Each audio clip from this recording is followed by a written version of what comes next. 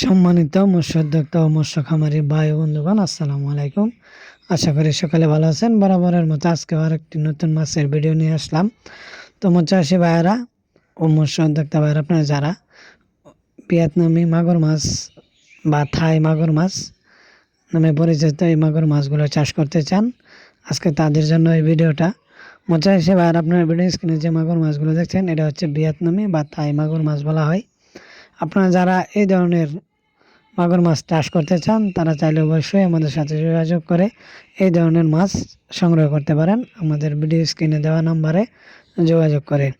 এছাড়াও এই মাছ আপনি কিভাবে চাষ করবেন, অনেক মৎস্যচাষী ভাইরা আছে মুরগির পোলট্রির খামার, আপনি ভাবতেছেন যে মুরগির পোলট্রি খামারের নিচে কি মাছ চাষ করা যায়। আপনি চাইলে থাই পাঙ্কাশ এবং কি এই থাই মাগুর বা বিদেশি মাগুর নামে পরিচিত যে মাগুর, এগুলো দিয়ে একসাথে চাষ করতে পারেন।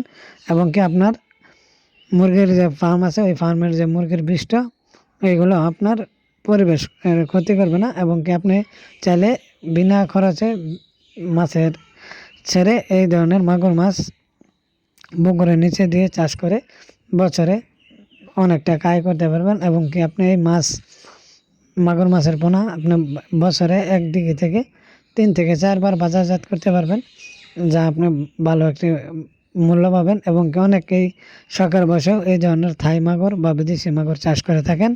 তাদেরকে বলতে চাই, এই মাগুর মাছ চাষ করার ক্ষেত্রে আপনার বিশেষ কোনো পুকুর বা যত্নের প্রয়োজন হয় না। আপনি যে কোনো পুকুরে বা যে কোনো জায়গায় এই ধরনের মাছ আপনি চাষ করতে পারবেন অনায়াসে। আপনার বাড়ির যেমন ধরেন বাড়ির পাশে একটা ছোট ডোবা আছে বা আপনার একটা ছোট পুকুর আছে, এর মধ্যে চাষ করতে পারবেন।